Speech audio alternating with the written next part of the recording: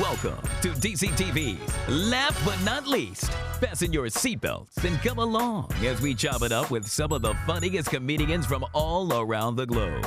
Here at L&L, we do everything with a twist. We'll have the stand-ups sit down and allow us to get to know the real folks behind the funny. That's right, we're getting all up in their business.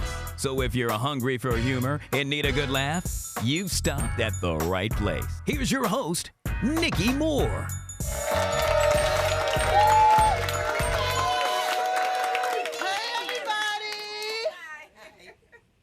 Who let Jesus in the building? I prayed, but I didn't mean that. Listen, the gays are really winning, but I'm thrown off. Here's the thing. I recently discovered that I was in a same-sex marriage. Oh no, I'm not a lesbian. My husband's a bitch. Imagine my surprise. 2 bitches showing up to everything. Me and my +1, the husband. Y'all ain't right. Let's get this show started. All right. Welcome to another episode of Laugh But Not Least. Y'all know how we do it. So let's get it poppin'. Take a look at our first guest. A true stand-up comic is the only way to describe the 22-year veteran Baltimore City police officer, Timmy Hall, known around the country as the Comic Cop. He's been referred to as the next big thing to hit the comedy scene. Having been performing stand-up for more than 20 years, he's also a seasoned veteran comedian who has truly earned the respect of some of the most top-rated comics in the business. Timmy has appeared on BET's Coming to the Stage, One Mic Stand, and Comic View, as well as HBO's Def Comedy Jam. In September of 2015, Timmy joined the team of one of the most prestigious broadcasters in the country as co-host of the Donnie Simpson Radio Show on Magic 102.3. If you enjoy stand-up comedy, sit down but don't dare relax and witness true live comedy at its finest.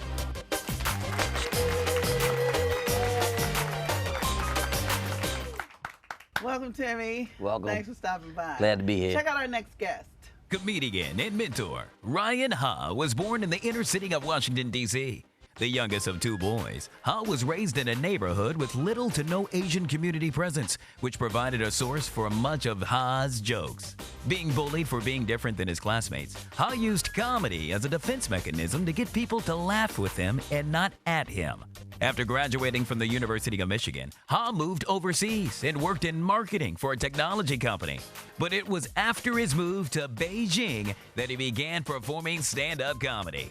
Under Comedy Club China, his comedy routine draws from the life experiences dealing with race, relationships, and everyday problems, which has given him a broad comedic appeal to a diverse crowd, no matter the age, color, or social status of the audience. Welcome, Ryan. Thanks for having me. I want to thank you both for stopping by at Last But Not Least. I'm sitting here with Timmy Hall and Ryan Ha. Do they say your name like that? All the time. Yeah. Yes, sir. On Last But Not Least, we have 2 standard questions to break the ice. So I just want to ask you, Ryan, because you probably have a lot of embarrassing moments. What should describe your most embarrassing moment on stage? You probably have a lot because you're silly as hell. Nah, kind of like when you're on stage, it's like when you get heckled. Like the first time I ever got heckled, you know, you just don't know how to act. So you're just standing there like, you bitch. You know? Because that's all you got. Yeah, so how you gonna do me like that? Like, When all else fails, jump Patty. yeah, I'm just like, I've seen comics just like get into the heckle, right? Yeah. And lose their whole set. Yeah, Lose yeah. everything. You're on stage and all of a sudden somebody heckles you. You don't have but 5 good minutes Yeah, anyway. exactly. Like, what the hell am I supposed to do now? Yeah. Yeah, now you gotta, Timmy, describe your most embarrassing on stage moment. Oh, I guess I got heckled one time, and this guy was eating some chicken, and he couldn't wait to finish it, because as soon as he finished, he threw it at me. Did you ever come back? No, you got no comeback for no chicken bone in your face. No it was yeah, easy too, I'll call for security. He waited till he finished the whole thing. Right. If you could talk to anybody, dead or alive, who would it be and what would you ask? Probably Jesus, yeah. What And would just you be ask like, yo, Jesus? can you walk on water? You know, like I'd have him do all the magic tricks that the Bible says he can do. Like what? Like walk on water, turn water into wine, Take come the back Asian from the dead. That's out of the a big hood. one. That's a big one. Okay? I'd be like, I'm gonna stab you right now. Come back. Okay? Were you really raised in the hood? In the hood? Yeah. I was in inner city DC. Where? Back in the day. Tenleytown. Oh, that's not inner city. Well, That's before that. I'm thinking like southeast. I know. He's on inner city. Yeah, whole different. That's inner No. city. I mean, for we were for in the Chinatown back in the bougie. day. When Chinatown, because remember, Yeah, it was- DC back in the day, they strategically placed Chinatown in the ghetto. I don't know Yes. how that happened. Yes. You know. It Yeah. wasn't hard. Yeah. They saw the future. And then my Timmy, mom was same like, we question. can't do this. I'm Okay. sorry. If you could have asked anybody a question, dead or alive, who would it be and what would you ask? Dead or alive? Richard Pryor. What would you ask him? I don't know. I guess. Was it hot?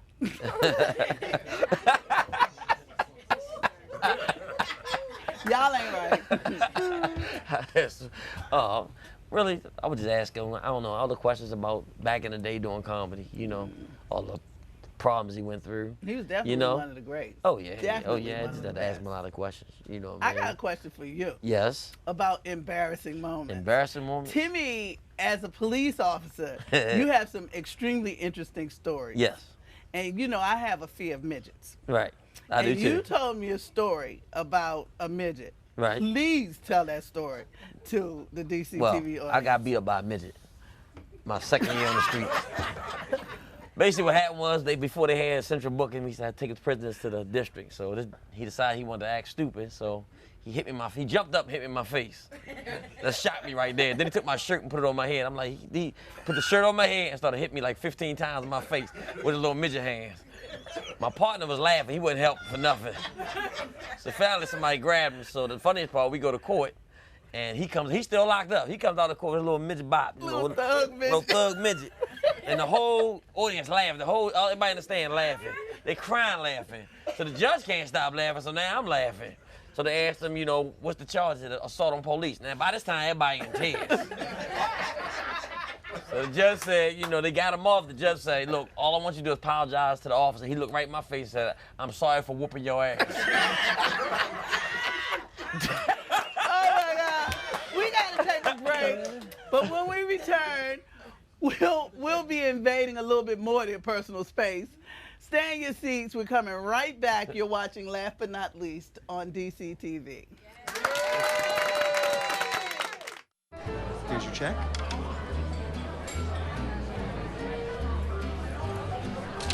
Oh, you got it. You know, since I got rid of my car, I really enjoy walking. Okay. Got it. No. Getting pulled over for buzz driving could cost you around $10,000 in fines, legal fees, and increased insurance rates. Oh, you're home early. You live with your mom? That'll set your game back a few years. Buzzed, busted, and broke. Because buzz driving is drunk driving. Hi, I'm Kiana Faircloth, host of Studio 901. On Studio 901, we spotlight local, emerging, and established artists that are creating right here in the DMV.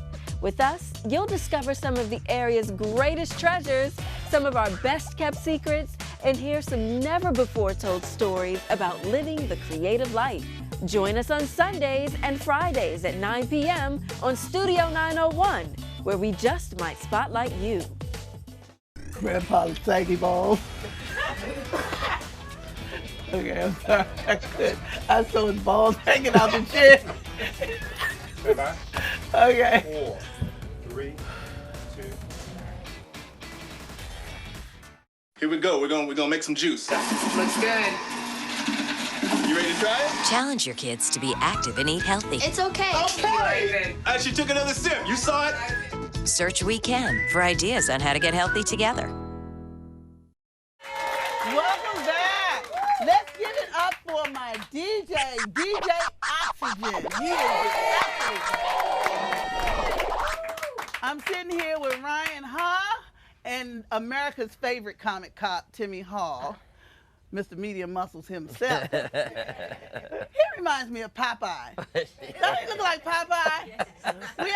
We're gonna get him cast. We got him cast in the biopic of Popeye the Sailor Man, in black. Mr. Medium Muscles, starring as Popeye. I gotta find Brutus. What is it? Brutus. Brutus. Only black people. We Brutus. wanted Lester, but Lester can't read lines. He can't even tell he can't tell the time. He showed up this morning in a bathrobe and pajamas. Some Jesus sandals. So scared. I know when I mentioned he's like every day, man, every day. I was like, don't you got a job? He can't keep up. So listen, what are some of the things that you won't joke about? We talked about Jesus. We talked about old man Lester. What are some of the things that you just like, just ain't funny? I know you don't really have a lot of limits. I talk about everything. Everything. Nothing's off limits. Well, I'll tell you what, I tried to, because like when I was coming up, the comedians were like, yo, Ron, you can't make a joke about rape. That's impossible. I was like, challenge accepted. I went like 7 shows, like 7 mics, not one laugh at my rape joke. And I was like, okay, I'm going to give up on that. But Do you still do it? The rape joke? Have you ever been to a yoga studio before? Yes. Okay, so what do you say at the end of a yoga lesson? Namaste. Namaste, right? So this is my joke. I was like, so I robbed this yoga studio, and then the owner was like, okay, you've taken everything, just go. And I'm like, namaste. Namaste and rape your ass. So you're laughing now, right? Yeah. No, We're laughing because it's so stupid. They're so stupid.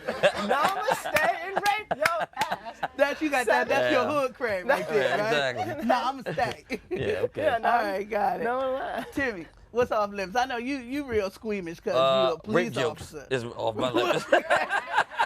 As you sort of response, I won't do a rape joke. Well, you kind of off the hook on the radio.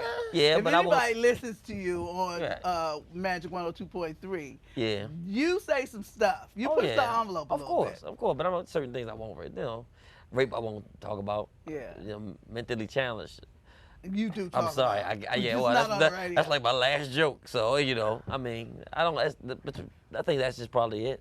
Okay. Everything else, domestic violence, I don't touch on too much, only because of the sensitivity of it. But ain't too much more. Anything else, I'm gonna go in on. You'll go in. Yeah. Yeah. Right. So we got a thing here that we do on Last But Not Least. We want to know in 30 seconds or less your comedy Mount Rushmore. Brian, I'm gonna start with you. 30 seconds. All right, Dave Chappelle, Kevin Hart. Who's that white comedian that died of cancer? Yeah, not him. I don't know. But that dude. Well, can you give us somebody who you actually know? I know their name. Dave Chappelle, Kevin Hart, the comedian who accidentally died of cancer. Mitch something, long hair. How many white comedians died of lung cancer? A lot. That's the dude. Okay. You just need 4. You just need 4. Because I would throw Chris Rock on there too, because he's so smart. Like he's intelligent. Like he doesn't say like dumb jokes. It's like you gotta think a little bit about it. That's why I love him. And then should I throw a girl in there? Yeah, Sylvia Traymore Morrison. Okay, yeah. I like Niki Moore too. Niki Moore is up there. Okay. Okay, good. That's a good one, Niki Moore. Well, I ain't gonna kiss your ass. Yes, please. Mine would be Richard Pryor, Eddie Murphy, D.L. Hewley, Reggie McFadden. I used to be a big fan of his back in the day from Def Jam. Yeah, see, they all before my time. I'm gonna do all females. Joan Rivers, Sylvia Traymore Morrison. Okay. Kathy Griffin. Yes. And Moms Mabley. Okay. I can see that. Yeah. I can see that. Yeah. I can see that. Yeah, let's talk about some more stuff. Did you get beat up a lot in the hood growing up as an Asian in the hood? What, you mean like beat up, like they put their hands on me? I mean, you talk about getting bullied. Yeah, bullied because like you get verbally assaulted because you look differently. Like what? What are some of the stuff they used to call you? You know, they talk about your eyes, and like here's the thing about... Ching ching. What's wrong with your eyes? Shut the hell up. Damn it, are they open? But like, and also like as an Asian person, like, it's like people don't know they're being racist when they're being racist, because like if white people do that a lot. Yeah, exactly. Like let's say it's like me and 2 white guys, and like they go, oh yeah, so it's like I was talking to this black guy, and then Timmy walks over, they'll shut the up, right? And they'll just stop talking, right? But let's just say it's 2 white guys over there, and they're like, So there was this Chinaman the other day, and then I walk up. Oh, hey, what's up, Ron? So anyways, this Chinaman was talking to me. Like, you know, they just no don't. intimidation. Yeah, no intimidation factor. So like, it's like these little things like that where like, you know, you just kind of notice like, they're not intentionally being racist, but there is that subtlety. So like, you kind of get like these kids aren't like, oh, he's different. His like, you know, let's be mean to him. They're like, why are your eyes like that? Like, why does your food smell weird? And it's just these, you know, little things, you know.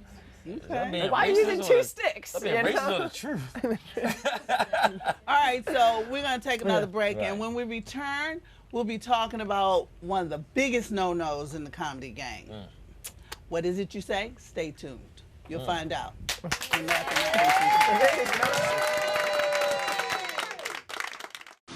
Most party fouls, not a big deal.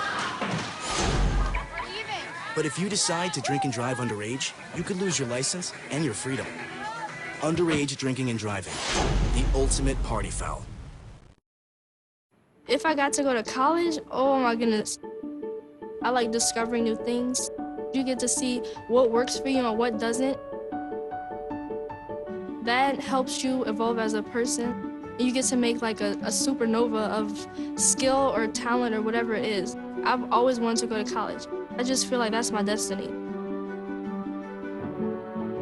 My name is Queen, and I am your dividend.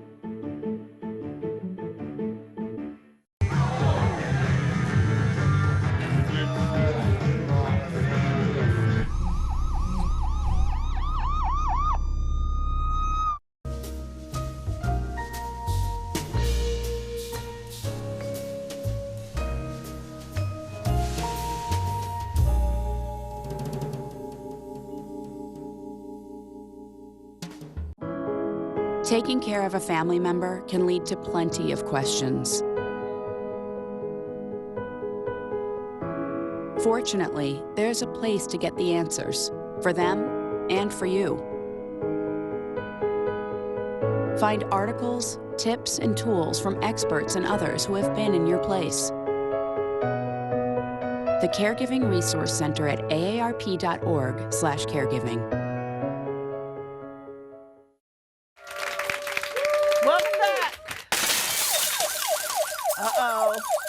That sound means it's time to talk about those annoying little vermin that we all love to hate.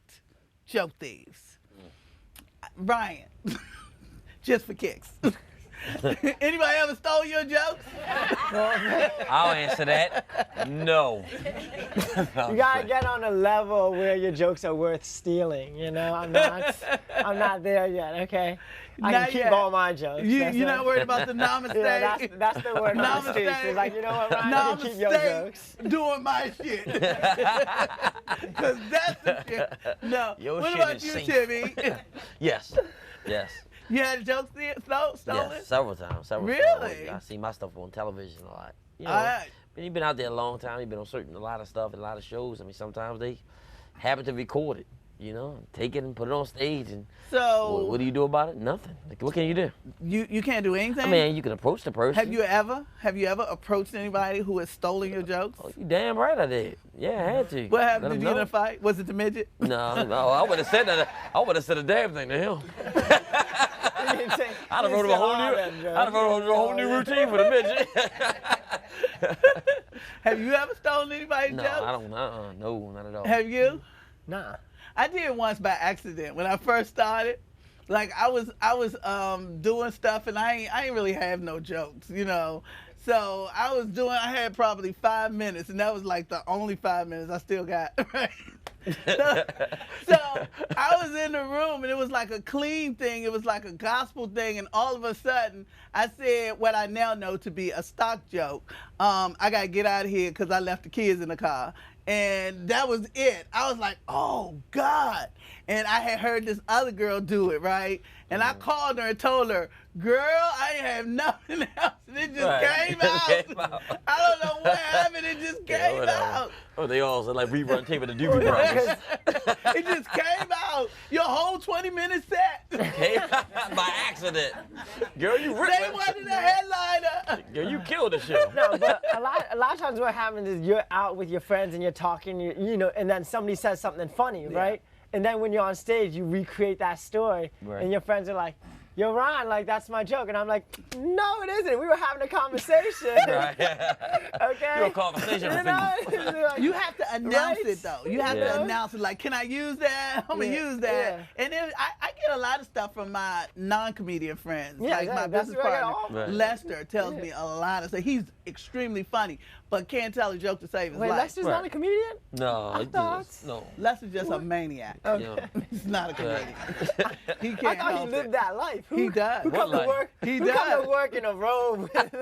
He's just no not socks? a stand-up comedian. Okay. But he is hilarious. Yeah. Always. Yeah. Because he's just I mean, old. he about that life. and disgusting. He's just old and disgusting. Yes.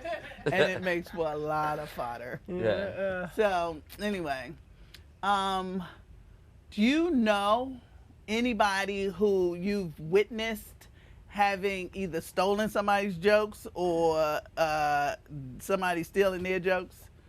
Like somebody you knew personally? All right, so actually, this is when I was in Beijing. We had some guest comedians from Shanghai come, and so I just heard about it. It was not verified. And then I was talking to one of my friends, and he said, I had this joke. It wasn't even a joke. It was like a one-liner. Like, I saw this Chinaman on a train. So he could have seen the same thing because, like, Chinaman be doing certain things that everybody sees, right? But I was the first one that I know that pointed it out. And then one of my friends who lives in Shanghai was telling me, "Oh man, this comedian's so funny. He said this," and I was like, "Wait a minute, I said that," you know. And so we, you know. It's amazing. It's just funny to hear Shanghai and Beijing beefing. Yeah. They're like Southeast and Northeast DC fighting. I can't get with it. Listen, they gangster. They gangster. Like you're the triad. It's tough. And this is like, like, because comedy was like new there when I started. Is that like, right? It did not exist. Like 2010 is They when so serious. is when it started. Yeah. Right. Yeah, So they're serious. When did you start? 2011. Okay. 2011. Yeah. And so you started right around the time comedy actually started. Exactly. In Beijing. Yeah. How were you received? Cause like I can hit this niche where I can appeal to Asian, like Chinese people, and then like the expats, right? Because you have a lot of expats, they're not Asian, right? So they come to China to like, you know, whatever.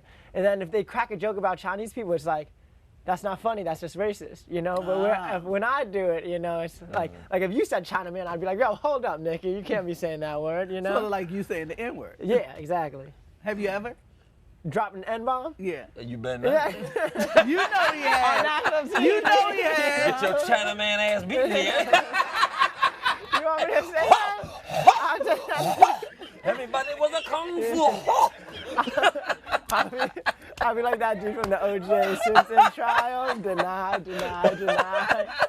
You know. If it doesn't fit, you must have quit. Yeah, exactly. Yeah, exactly. Not with the ER, with the A or the UH. Never with the ER. UH? With the UH, I know. Oh, yeah. You said it before. You say with the UH sometimes. I didn't know about that. You said it a lot. Okay, so, I mean, Timmy, you ever gotten to any incidents in the police department with your comedy? Oh, yeah, of course, several times. Some of the jokes I do, several like times. the happy birthday stream around the body? Yeah, I got in trouble for a whole bunch of stuff. Yeah, but, you know, I just keep doing it. You did? Yeah, I keep doing it. Oh, yeah. Because the same people that complain are the same people that are my fans, are the same, you know. Yeah, it's the same thing. They don't want to hear it when I say stuff on Facebook, but they'll come to my shows and laugh at the same time. So, you know, I almost got fired once or twice for it. Yeah, but then I was asked to a benefit. Me too. We'll be right back. You're watching Laugh but Not Least on DCTV.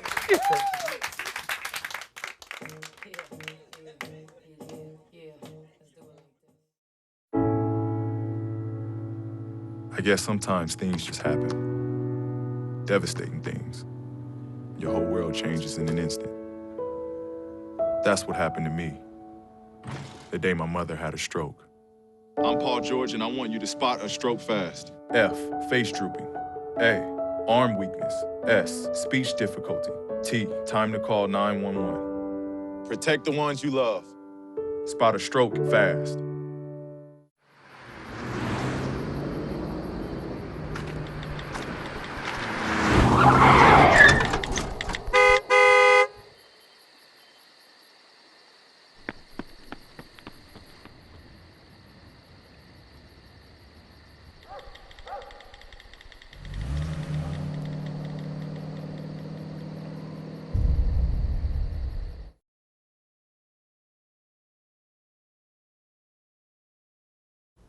Everywhere that we go, he makes people laugh and makes people smile, and I feel like I have that quality. He's the one who always takes me fishing. I watch golf with him. And I watch him cook, because when I grow up, I want to be a cook too. We have the same faces like this. Dad is the one, when you fall, that picks you up. That unconditional sense of presence and reassurance is really what makes him my father.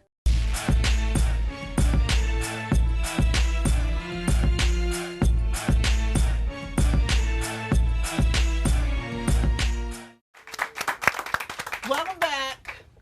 I want to thank our guests, Timmy Hall and Ryan Ha. I just like saying it like that, Ha. And let's thank our DJ Oxygen.